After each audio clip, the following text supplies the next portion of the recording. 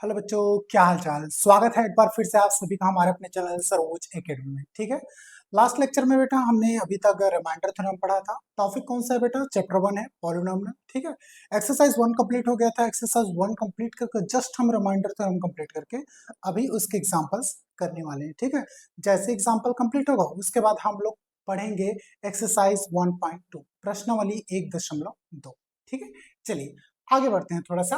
I hope so अभी तक मैंने जितना पढ़ाया आपको पूरा क्लियरली समझ में आया होगा ना। अगर कोई भी डेटा आपको समझ में नहीं आता है, किसी भी पॉइंट पे आप फंसते हो, तो प्लीज कमेंट बॉक्स में कमेंट कीजिएगा। मैं पूरी कोशिश करूंगा आपको फिर से वो सारा डेटा आसानी से बिल्कुल आसान भाषा में समझा सकूं। चलिए फिलहाल आगे बढ़ते हैं।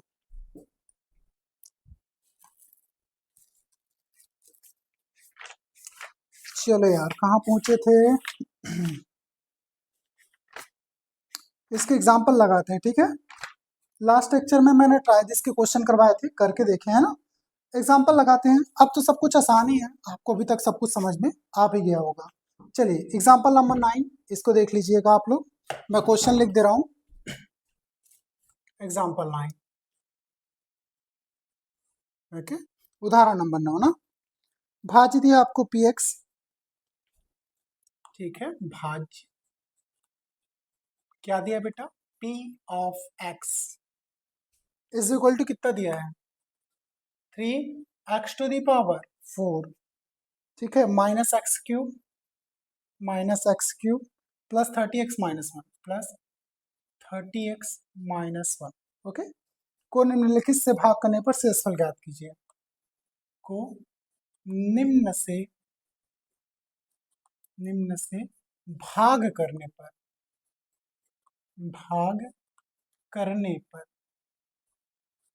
करने पर शेषफल ज्ञात कीजिए। शेषफल ज्ञात करो। चलिए, अच्छा क्वेश्चन है। ठीक है, इंग्लिश वालों के लिए आपको यहाँ पर बेटा एक पॉलिनोमियल दिया हुआ है। ठीक है, तो यहाँ पर क्या दिया है? भाज्य बोला गया है, मतलब ये क्या है? डिविडेंड है। ये डिविडेंड दिया हुआ है, इसको आपको नीचे एक वैल्यू दिया हुआ है। ठीक है, उससे अगर आप डिवाइड करते हो तो आपको रिमाइंडर कितना मिलेगा? सिर्फ पर यही क्वेश्चन पूछा है। क्वेश्चन क्या है? आपको वो डेटा जो दिया गया है किससे डिवाइड करना है, ये देख लीजिए। ए दिया हुआ है आपको x+1। ठीक है, और यहाँ पर बी दिया है बेटा, क्या दिया हुआ है? 2x-1। 2x-1। चलिए सॉल्यूशन की बात करते हैं ना। सबसे पहले मैं सॉल्यूशन किसका ले रहा हूँ? ए का ले लेते हैं। पहले ए को पहले सॉल्व कर लेते हैं। ठीक, तो यहाँ पर देखिए ये क्या है आपका? भाज्य है, तो ये क्या होगा? भाजक। इससे आपको किससे डिवाइड करना है बेटा? इससे इस पूरे पद को डिवाइड करना है। ठीक है, इस टर्म से इस कंप्लीट टर्म को क्या करना है? डिवाइड करना है। इसका कहने का मतलब ये डिविडेंड है, तो ये क्या हो गया? डिवाइजर। इस क्वेश्चन को आप दो तरीके से सॉल्व कर सकते हो। पहला, लॉन्ग डिवीजन मेथड। ठीक है, एक लंबा भाग विधि होता है, उससे भी हम इसको सॉल्व कर सकते हैं। और दूसरा तरीका मैंने लास्ट लेक्चर में बताया था, इसको आप रिमाइंडर थ्योरम मतलब शेषफल प्रमेय से भी क्या कर सकते हैं? सॉल्व कर सकते हैं। तो यहाँ पर अगर इसको हम शेषफल प्रमेय से सॉल्व करते हैं तो उसके लिए देखना, सबसे पहले यहाँ पर लिखिएगा दिया है। पहले ए को ले रहे हैं ना, ए लिखा हुआ यहाँ पे मैं, दिया है। चलिए किसका किसका वैल्यू दिया है? सबसे पहले पी ऑफ एक्स दिया हुआ है। पी ऑफ एक्स कितना दिया है? 3x⁴ minus x³ plus 30x-1। चलिए ठीक है, उसके बाद क्या दिया है बेटा आपको? x+1 दिया हुआ है, मतलब ये क्या है? जी ऑफ एक्स है। भाज्य, ये भाज्य है तो ये क्या है बेटा? भाजक। ये डिविडेंड है तो ये क्या है? डिवाइजर है। कितना दिया हुआ है? x+1। तब नीचे लिखिएगा अतः G of x is equal to 0 रखने पर। इसको ऐसा लिखिएगा, ऐसा लिख देना, अतः शेषफल प्रमेय से। ठीक है, कहाँ से कर रहे हो? रेफरेंस आपको बताना पड़ेगा ना। अतः शेषफल प्रमेय से मतलब रिमाइंडर थ्योरम से। देयरफॉर फ्रॉम रिमाइंडर थ्योरम अतः शेषफल प्रमेय से जी of x is equal to 0 रखने पर G of x is equal to कितना रखना है? 0 रखना है। तो जी ऑफ एक्स का वैल्यू कितना है? x+1। तो x+1 इज इक्वल टू कितना हो गया बेटा? 0। ये +1 उधर जाएगा तो क्या हो जाएगा? -1। तो x का वैल्यू कितना आ गया रे? -1। यहाँ तक समझ में आएगा? चलिए ये कहाँ से लिखे हम लोग? शेषफल प्रमेय से लिखे बेटा। शेषफल प्रमेय में क्या होता है आपका, जो जी ऑफ एक्स दिया जाता है उसको जीरो को इक्वल करके लिखते हैं, मतलब जो डिवाइजर दिया जाता है उसको जीरो को इक्वल करते हैं, हिंदी में कहे तो जो भाजक दिया जाता है उसको जीरो को इक्वल करके लिखते हैं। ठीक, वहां से आपको एक्स की एक वैल्यू प्राप्त होती है, उसके नीचे लिखोगे तब x equal to one, x equal to -1। ठीक है, इसको दे देना equation number first, x equal to -1 समीकरण किस में रखोगे? एक में रखने पर। ठीक है, अब चाहो तो ऐसा भी लिख सकते हो, अगर इसको इक्वेशन नहीं दोगे तो यहाँ पर डायरेक्ट लिख देना x equal to -1 p of x में रखने पर, दोनों तरीके सही है। तो यहाँ पर चलिए समीकरण एक में मान रखते हैं p, x की जगह कितना -1 रखना है ना, तो ये -1, चलिए इक्वल टू 3, x की जगह फिर पावर 4 है तो -1 टू द पावर 4, फिर -1, फिर पावर क्यूब प्लस 30, फिर ब्रैकेट में -1 और ये -1। बेटा जब भी आप यहाँ पर माइनस अगर कहीं पे लगा हुआ है तो बिल्कुल इसको ब्रैकेट में लगा के ही लिखना ना, क्योंकि माइनस एक ऐसा डेटा होता है जो सबको संक्रमित कर देता है ना। अगर आप इसको केयरफुली अगर हैंडल नहीं करोगे तो आंसर गलत हो जाएगा, बिल्कुल इन चीज़ों को ध्यान रखिएगा। यहाँ पर p of -1 is equal to इधर। ठीक, अब यहाँ पर देखो, अगर कोई भी डेटा लिखा हुआ है उसके पावर में अगर क्या हो, सम संख्या हो, ठीक है, या पावर किस में हो, इवन नंबर में हो, तो अंदर में चाहे डेटा माइनस में रहे चाहे प्लस में, आउटपुट किस में मिलेगा? प्लस में मिलेगा। एक की घात 4 कितना होगा रे? एक ही होगा।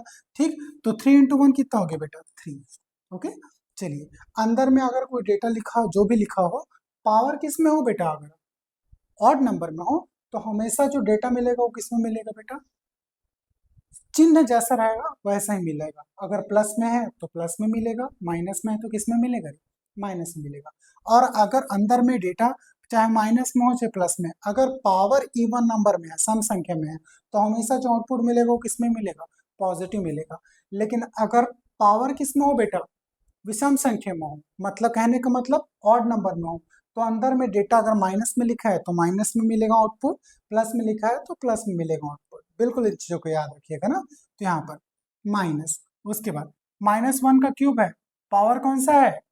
ऑड नंबर है, विषम संख्या है, तो जो डेटा मिलेगा आउटपुट किस में मिलेगा? माइनस में मिलेगा। तो 1 की घात 3 -1 क्या होगा? -1, मतलब 1 का पावर को 3 बार करोगे तब भी तो 1 ही आएगा ना, तो 1। ठीक, और माइनस माइनस क्या हो गया? प्लस होगा, क्योंकि वो माइनस ही मिलेगा ना आउटपुट, इसलिए तो माइनस माइनस प्लस, तो प्लस का 1। चलिए फिर ये यहाँ पर माइनस है, यहाँ पर क्या है बेटा? प्लस, प्लस माइनस क्या हो गया? माइनस, तो -30। ओके, चलिए लास्ट में -1 ऑलरेडी क्वेश्चन में भी लिखा था तो इसको -1 लिख दीजिएगा। याद रखिए कभी भी ऐसी गलती मत करना, यहाँ पर माइनस लगा होगा, यहाँ पर भी माइनस है, पहले इन दोनों को घटा दिए, नहीं, सबसे पहले बॉड मास का रूल क्या बोलता है बेटा? ऑफ को पहले सॉल्व किया जाता है ना, बॉड मास मैंने पढ़ाया है। ठीक है, बॉड मास में क्या होता है? BODMAS। ठीक है, बॉड मास में सबसे पहले ब्रैकेट को सॉल्व किया जाता है ना, ऐसा जो यहाँ पे लिखा हुआ है, देखिए ये इन दोनों के साथ पहले ब्रैकेट है ना, बाद में माइनस है, तो ब्रैकेट वाला पहले सॉल्व करो, मतलब 30 का मल्टीप्लाई पहले इसके साथ होगा ना, ये चीज याद रखिए। और 30 के आगे में जो चिन्ह है वो इसका चिन्ह है, तो माइनस प्लस क्या हो गया? माइनस। ये चीजें पहले ब्रैकेट सॉल्व होता है, फिर ऑफ सॉल्व होता है बेटा, फिर डिवाइड सॉल्व होता है, फिर मल्टीप्लीकेशन, फिर एडिशन, फिर सब्ट्रैक्शन। ये चीजें याद रखिएगा ना, भूलने का नहीं इसको। चलिए फिर PF -1 इज इक्वल टू 3 + 1 कितना हो गया? 3 + 1 4 हो गया। ठीक है, ऐसा, या फिर ऐसा कर दो, ये -1 है, +1 है, ऑलरेडी 0 हो गया यार, कोई दिक्कत नहीं है, +1 -1 0, तो अब क्या बचा? 3 - 30, 3 - 30 कितना हो गया? 30 में से 3 घटाओ 27, चिन्ह किसका आएगा? बड़ी संख्या का, बड़ी संख्या प्लस में कि माइनस में? माइनस में, तो PF -1 इज इक्वल टू कितना हो गया? -27, आंसर हो गया बेटा। आया समझ में? आई होप सो आया होगा ना। अगला क्वेश्चन में चलते हैं।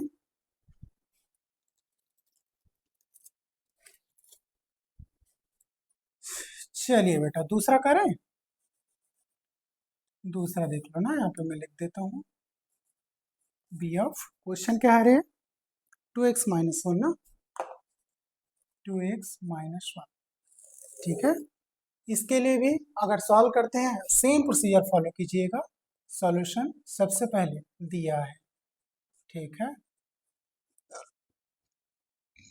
गिवन लिख दिया है, मतलब गिवन इंग्लिश में ना, दिया क्या है आपको, पी ऑफ एक्स दिया हुआ है। इंग्लिश हिंदी का इतना बड़ा कोई इशू नहीं है ना इस सभी चैप्टर में, याद रखिए एकदम सिंपल डेटा है आपके पास।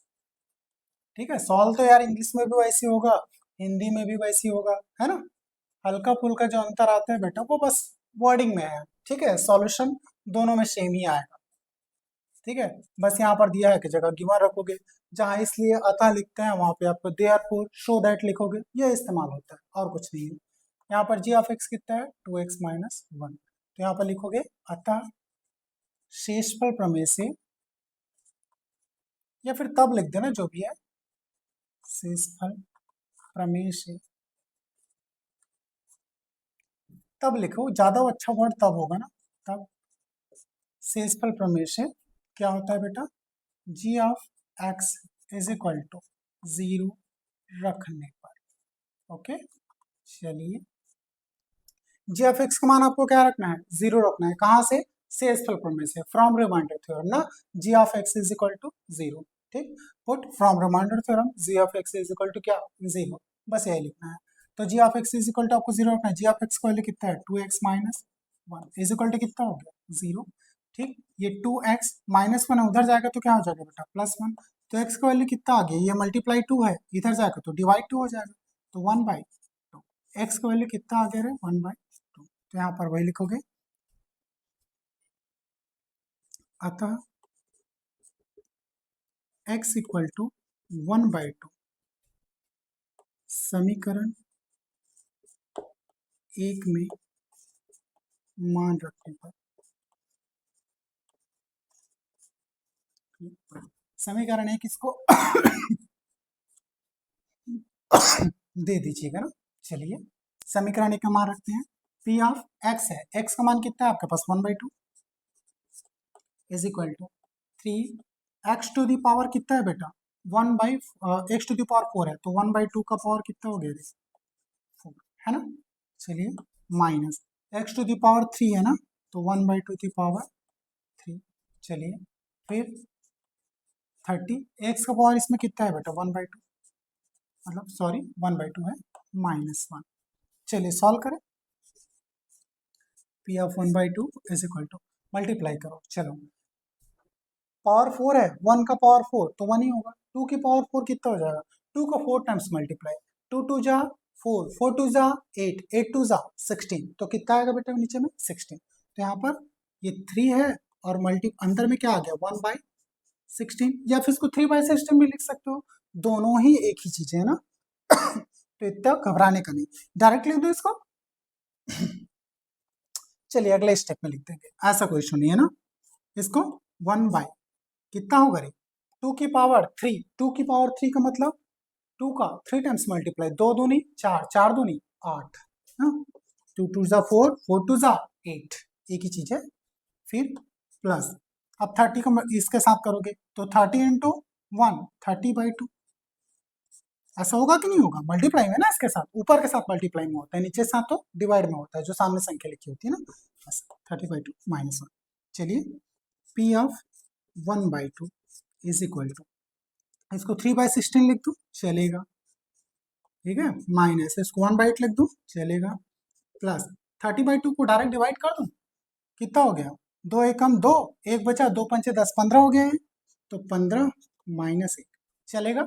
चलिए अब इसमें p 1/2 इज इक्वल टू, इसमें देखो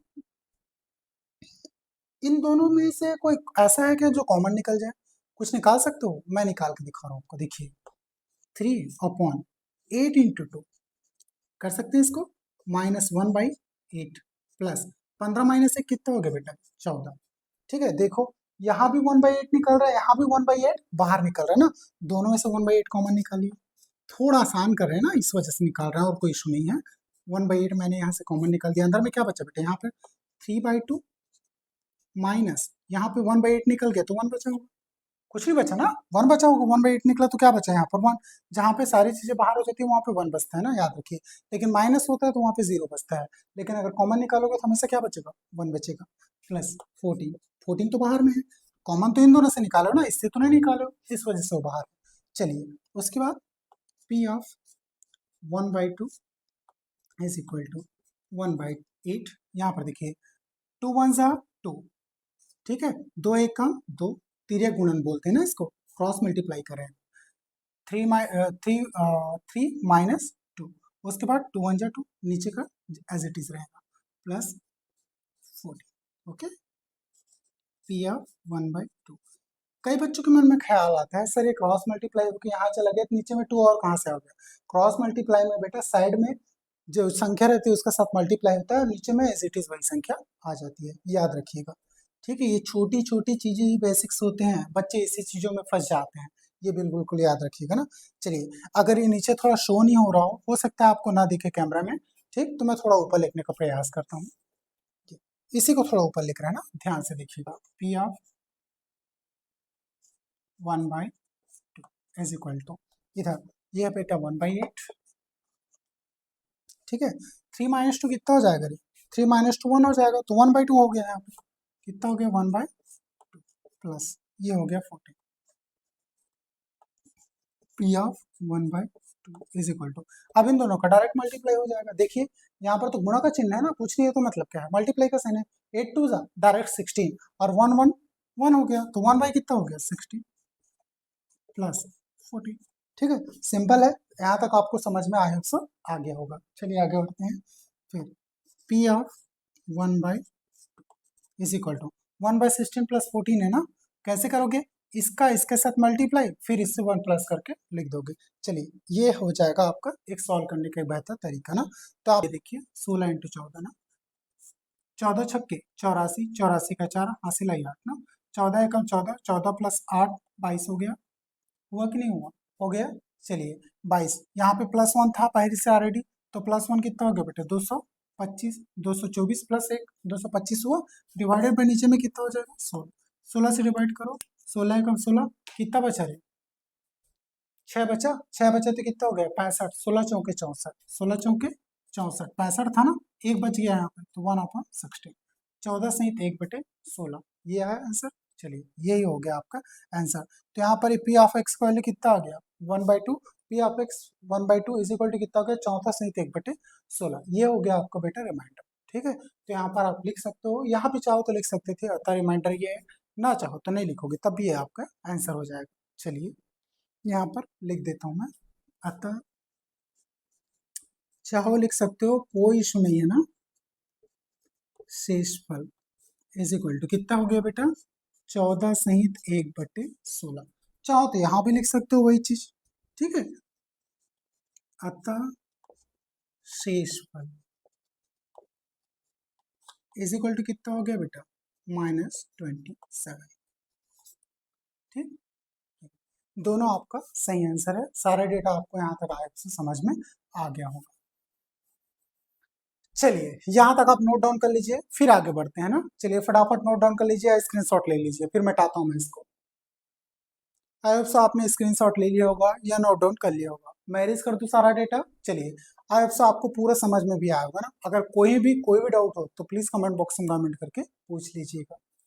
हाँ, कैसे हो सबके सब, अच्छे हो नहीं, वीडियोस प्रॉपर देख रहे हो यार, वीडियो देखा बस मत करो ना, लाइक भी कर दिया करो, शेयर भी कर दिया करो, भाई कोई प्रॉब्लम हो तो कमेंट भी कर दिया करो यार, ठीक है, लेकिन अच्छा लगना चाहिए ना यार। कुछ भी ऐसा भी है मैथमेटिक्स में ना, हाँ सोचते तो हैं लेकिन ऐसा होता है ज्यादा कॉमेडी नहीं कर पाते ना, सीधा स्ट्रेट फॉरवर्ड वर्ड रहता है। अगर आप फिजिक्स पढ़ोगे साइंस पढ़ोगे यार, समझाने के लिए बहुत सारी चीजें होती है, चाहते तो उसको डिफरेंट डिफरेंट मेथड से समझा भी सकते हैं ना, एग्जाम्पल देते अच्छे होता है, लेकिन मैथ्स में होता है यार ज्यादा एग्जाम्पल नहीं दे पाते हैं, जो भी रहता है ना यहाँ पर डायरेक्ट एग्जाम्पल को सॉल्व ही करके दिखाना पड़ता है ना, अलग से ऐसा रोमांटिक या फिर समझ आने वाली चीजें या वैसे एग्जाम्पल्स नहीं मिल पाते हैं ना, ये एक दिक्कत रहता है। चलिए कोई बात नहीं है, फिर भी अगर आपके मन में कोई भी डाउट हो, लगता है सर थोड़ा क्लास बोरिंग हो जाता है तो और इंटरेस्टिंग बनाएंगे, लेकिन भाई उसके लिए भी आपको कमेंट करके बताना पड़ेगा कि सर थोड़ा एक्स्ट्रा कैरिकुलर एक्टिविटी क्या हम कर सकते हैं, थोड़ा मैथ्स को और रोमांचक या मजेदार बना सकते हैं, ये सारा चीज होगा। आप अगर हमको सपोर्ट करोगे तब, अगर बताओगे तो चीजों को हम इम्प्लीमेंट यहाँ पर कर सकते हैं। चलिए नेक्स्ट आगे बढ़ते हैं बेटा, नेक्स्ट क्वेश्चन की तरफ ना, क्वेश्चन नंबर 10 में चले। चलिए क्वेश्चन नंबर 10, ठीक है। सेम क्वेश्चन है, कोई अंतर नहीं है। यदि P of x, P of x कितना है बेटा, is equal to 2x² power 2 minus 3x plus 6, minus 3x plus 6 को g ऑफ x, को g ऑफ x कितना दिया, x माइनस 2, x माइनस 2 से भाग करना हो तो शेषफल प्रमेय की सहायता से शेषफल ज्ञात कीजिए। भाग करके,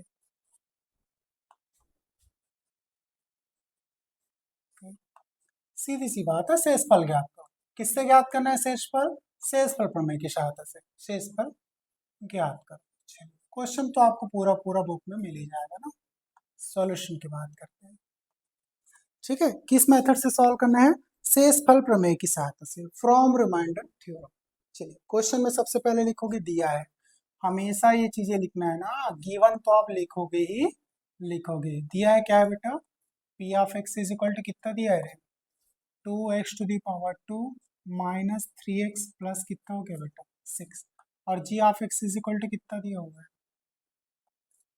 is equal to x minus 2, ठीक है। तब शेषफल प्रमेय, यहाँ पर ऐसा भी लिख सकते हो, कई वर्डिंग इस्तेमाल हो सकता है मैथमेटिक्स में, कोई एक कंपलसरी नहीं है ना, हम जानते हैं। ऐसा भी लिख लेना ना, कोई इशू नहीं है, हम जानते हैं शेषफल प्रमेय से, शेषफल प्रमेय से we know that from remainder theorem, ये भी एक वर्डिंग है ना, शेषफल प्रमेय से, ठीक है। G of x is equal to कितना होता है बेटा, 0, ये आप जानते हो पहले से, शेषफल प्रमेय से पता है आपको ना। तो यहाँ पर वही लिखोगे, g of x is equal to कितना हो गया, 0। तो जी ऑफ एक्स वैल्यू कितना है, x माइनस 2, तो x minus 2 is equal to भी कितना हो गया, 0। ये माइनस 2 है बेटा, उधर जाके प्लस 2, माइनस 2 है ना, बराबर को उधर जाएगा तो क्या हो जाएगा, +2। तो यहाँ पर लिखोगे, अतः क्या लिखोगे, x इक्वल टू 2 का मान कहाँ रखेंगे, अगर आप इसको समीकरण नंबर 1 देते हो तो यहाँ पर लिखोगे, अतः x इक्वल टू 2 का मान समीकरण किस में रखेंगे बेटा, 1 में रखने पर। चलिए आप इसको 1 में रख दीजिए। तो यहाँ पर p ऑफ x की जगह कितना रखेंगे, 2 is equal to 2 x to the power 2 की पावर 2 माइनस 3 इंटू एक्स का 2 प्लस 6, जितना भी जगह x था यहाँ पे, वहां पे क्या रख दिए बेटा, 2 रख दिए। ये देखिए सही रखा है मैंने, चलिए चेक कर लीजिएगा ना।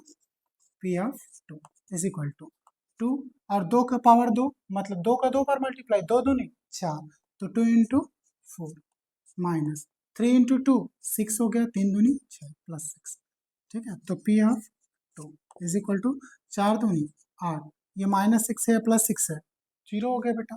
तो p ऑफ 2 का वैल्यू कितना आ गया, 8 आ गया। तो नीचे में लिखोगे, अतः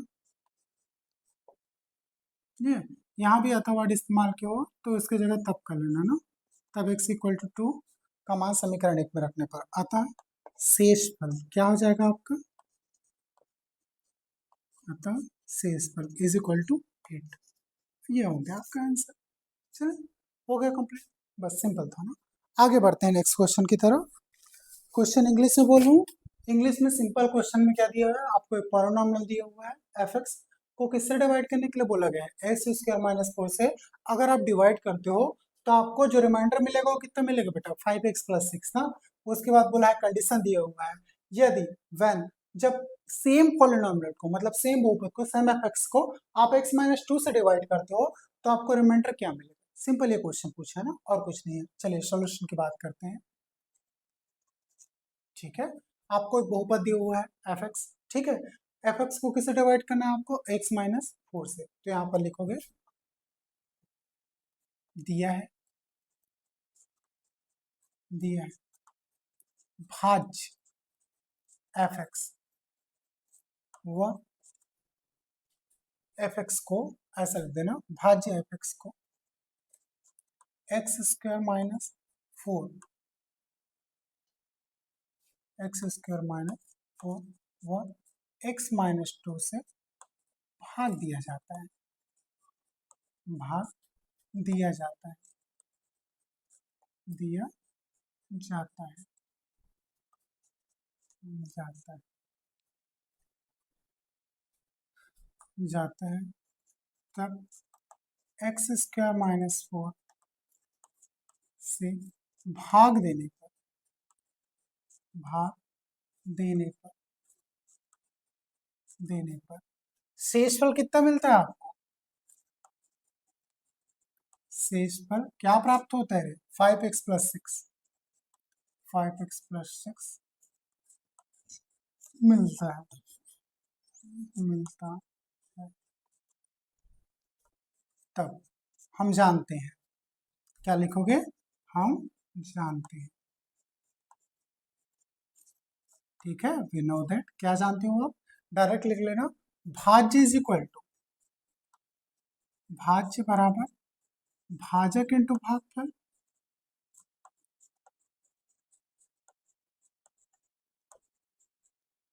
प्लस क्या होता है बेटा? शेषफल, ठीक है। जो जो डेटा आपको दिया हुआ है उसको डायरेक्ट लग दीजिए। भाग्य भाजक क्या दिया हुआ है वो भी देख लीजिए। भाज्य क्या दिया हुआ है आपको? तो भाज्य आपको नहीं दिया है। भाज्य क्या होता है आपका? तो इसको लिखते हैं बेटा हम लोग, क्या लिखते हो भाज्य को? भाज्य इक्वल टू भाजक इंटू भागफल। तो ये हो जाएगा आपका एफ ऑफ एक्स या फिर पी ऑफ एक्स। भाजक कितना है आपके पास?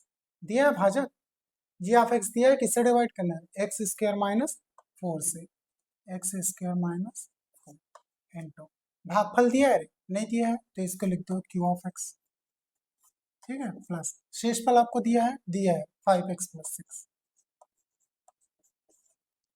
ठीक। ये आपको एक कंडीशन दिया हुआ है। चलिए अब यहाँ पर देखिए, इतना सॉल्व करने के बाद आपको यहाँ से लगता है कि कोई ऐसा डेटा है जहां से आपका डायरेक्ट क्या निकल जाए?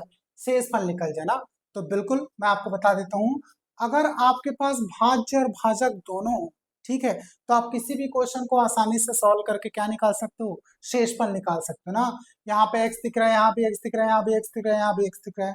भाई अगर एक्स की जगह कोई डेटा पुट हो जाए तो निकल नहीं जाएगा क्या? निकल जाएगा। तो यहाँ पर लिखोगे, अब हमें मालूम है कि भाज्य एवं भाजक, भाज्य एवं भाजक, भाजक दोनों पता हो, दोनों पता हो, पता हो तो शेषफल प्रमेय की सहायता से, शेषफल प्रमेय की सहायता से, की सहायता से, सहायता से क्या निकाल सकते हो आप लोग? शेषफल निकाल सकते हैं, शेषफल निकाल सकते हैं, निकाल सकते हैं। अभी तक के क्वेश्चन में आपको एफ एक्स यहाँ पर क्या दिया हुआ है? ये दिया हुआ था आपको, सिर्फ भाज्य दिया हुआ, भाजक दिया हुआ था ना। ये दिख रहा है एक्स, मतलब ये एफ एक्स दिया हुआ था आपको, एफ ऑफ एक्स नहीं पता था क्या है। एक्स स्क्वायर माइनस 4 आपको भाजक दिया हुआ था। यहाँ पे एक भाजक दिया था, शेषफल दिया था, एक और भाजक दिया था। भाज्य नहीं पता था क्या डिवाइड होने वाला। अब आपके पास भाज्य देखिए, पी ऑफ एक्स है आपके पास, कितना है? इतना। अगर आपके पास भाज्य है और इसके साथ भाजक दिया हुआ है, दूसरा भाजक कौन सा है? X minus 2। तो भाई भाज्य भी है, भाजक भी है। X minus 2 is equal to, आप क्या करोगे? जीरो करोगे शेषफल प्रमेय से। एक्स का वैल्यू मिल जाएगा, एक्स का वैल्यू के यहाँ पर पुट कर दोगे, डायरेक्ट आपको क्या मिल जाएगा? शेषफल मिल जाएगा। तो यहाँ पर लिख सकते हो हम इससे क्या, अब हमें मालूम है कि भाज्य और भाजक दोनों पता हो, तो शेषफल प्रमेय के साथ साथ आप क्या निकाल सकते हो? शेषफल निकाल सकते हो। From remainder theorem of remainder find out कर सकते हो, यदि क्या हो आपको डिविजन और डिवाइजर दोनों पता हो ना, डिवाइडेंड और डिवाइजर। तो यहाँ पर देखो डिविडेंड भी आपको पता है, इतना कंप्लीट है, और डिवाइजर तो यहाँ से पता चल ही जाएगा। दो डिवाइजर है ना इस क्वेश्चन में, एक ये है और दूसरा ये है। इसका हम यहाँ पर डेटा लिख चुके हैं, इसकी मदद से आप निकाल सकते हैं। तो यहाँ पर लिखोगे, अतः शेषफल प्रमेय से, शेषफल प्रमेय से, प्रमेय से क्या जानते हो आप लोग? शेषफल प्रमेय से जी of x is equal to कितना होता है बेटा? 0 होता है। जी ऑफ एक्स वाले यहाँ पर कितना है? दूसरे वाले का देखना ना, एक्स माइनस 2। तो x minus 2 is equal to कितना हो गया? 0। एक्स इक्वल टू कितना हो गया बेटा? 2। आया समझ में? आ गया होगा आई होप सो। इसको इक्वेशन नंबर फर्स्ट दे देना ना। यहाँ पर फिर लिखोगे, तब x इक्वल टू 2 का मान कहाँ रखोगे रे? समीकरण 1 में रखने पर चलिए रखते हैं ना। पी ऑफ एक्स का मतलब P of 2 is equal to x square minus 2 मतलब 2 का स्क्वायर माइनस 4 चलेगा, into Q of x है तो यहाँ पर एक्स की जगह कितना कर दोगे बेटा 2। चलिए फिर प्लस 5x प्लस 6 ना, तो 5 इंटू 2 प्लस कितना हो गया 6। इतना समझ में आया हो आपको, आ गया होगा। उसके आगे P of 2 is equal to 2 का स्क्वायर 4 तो 4 माइनस 4 कितना हो गया 0 इंटू क्यूब ऑफ 2 प्लस 5 दूनी 10 प्लस 6। ठीक है, कितना हो गया 5 दूनी 10 प्लस 6 कितना हो गया बेटा 16। तो यहाँ इसको डायरेक्ट 16 लिख दूँ। चलिए ये हो गया 16। यहाँ पर P of 2 is equal to 4 minus 4 0, ठीक है, इंटू क्यू इंटू 2 मतलब 2 क्यू या 2 इंटू 2 बोलो प्लस 16। भाई इसके साथ इसका मल्टीप्लाई हो गया, ये भी 0 हो गया, तो पी ऑफ 2 कितना आ गया इज इक्वल टू कितना हो गया बेटा 16। अतः आपका शेषफल कितना निकल गया? अतः शेषफल कितना आया अरे दूसरे वाले का शेषफल इज इक्वल टू कितना हो गया बेटा 16 आंसर। आई होप सो आपको ये क्वेश्चन पूरी तरीके से समझ में आया होगा। सो यार ये वाला लेक्चर ना यहीं पर ऑफ करते हैं, ठीक है। अब हम लोग नेक्स्ट लेक्चर में करेंगे एक्सरसाइज 1.2। सो गाइस कैसा लगा वीडियो? अगर वीडियो अच्छा लगा हो तो प्लीज चैनल को लाइक से एंड सब्सक्राइब कर दीजिएगा। और हाँ, आपके मन में कोई भी डाउट हो, कोई भी समस्या हो तो प्लीज कमेंट बॉक्स में कमेंट कर दीजिएगा। मैं पूरी कोशिश करूंगा आपके सारे डाउट्स यहाँ पर क्लियर कर सकूं। चलिए मिलते हैं नेक्स्ट वीडियो में ऐसी इंपॉर्टेंट इन्फॉर्मेशन के साथ।